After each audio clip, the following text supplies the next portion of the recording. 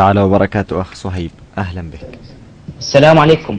وعليكم السلام، إني أسمعك. تفضل، حدثنا عن آخر تفاصيل الوضع الميداني والعسكري في منطقة الرقة وما يخص الفرقة 17.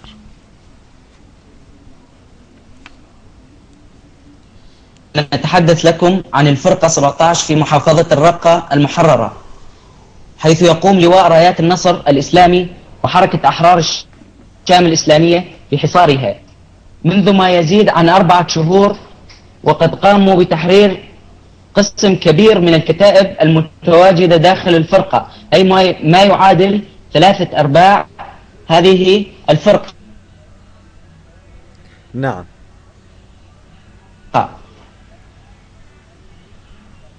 الكتائب في الفرقة ولله الحمد قاموا بتحريرها وتحرير كتيبة التسليح أيضا، وقد قاموا باغتنام دبابة T-72. نعم أخ صهيب، الصوت غير واضح، لا أسمعك وعربة جيدا. برديين. أخي الكريم، قام المجاهدون باقتحام كتيبة الكيمياء وكتيبة التسليح منذ أيام قليلة، وقد قاموا بتحريرهما كليا من دنس عصابات الأسد، وقاموا باغتنام دبابة T-72 وعربة برديين وأسلحة كثيرة.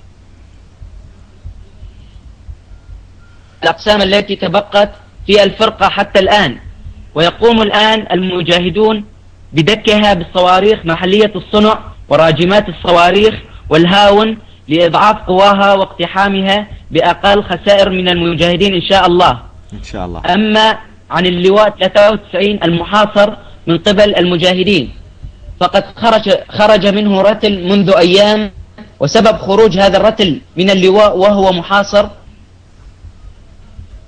هو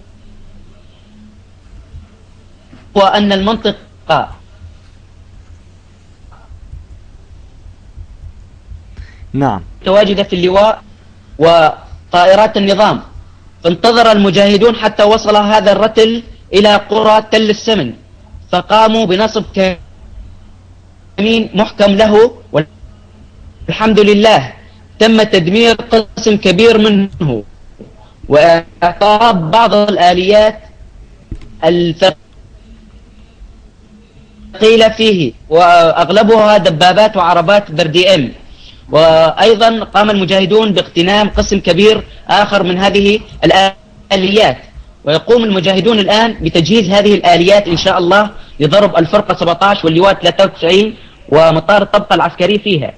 أما عن مطار الطبقة العسكري فيتم الآن التشديد في حصاره ودكه بالصواريخ لمنع الطائرات من الخروج منه وقصف في محافظة الرقة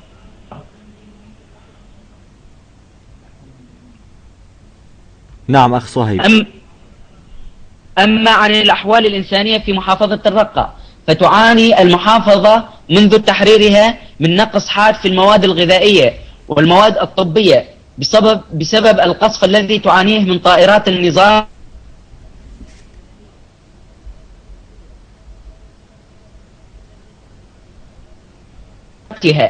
وتعاني مدينة الطبقة أيضا من قصف عنيف من الطائرات في المطار المتواجد في المدينة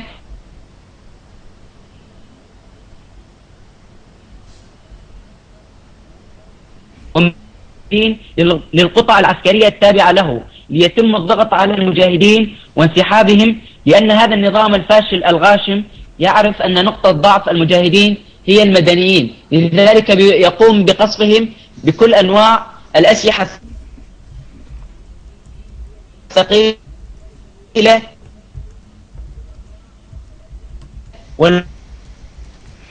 نعم أخ صهيب، شكرا جزيلا لك على هذا الاتصال، ونأسف لمشاهدينا الكرام عن رداءة الصوت من قبل المصدر مع أخانا صهيب.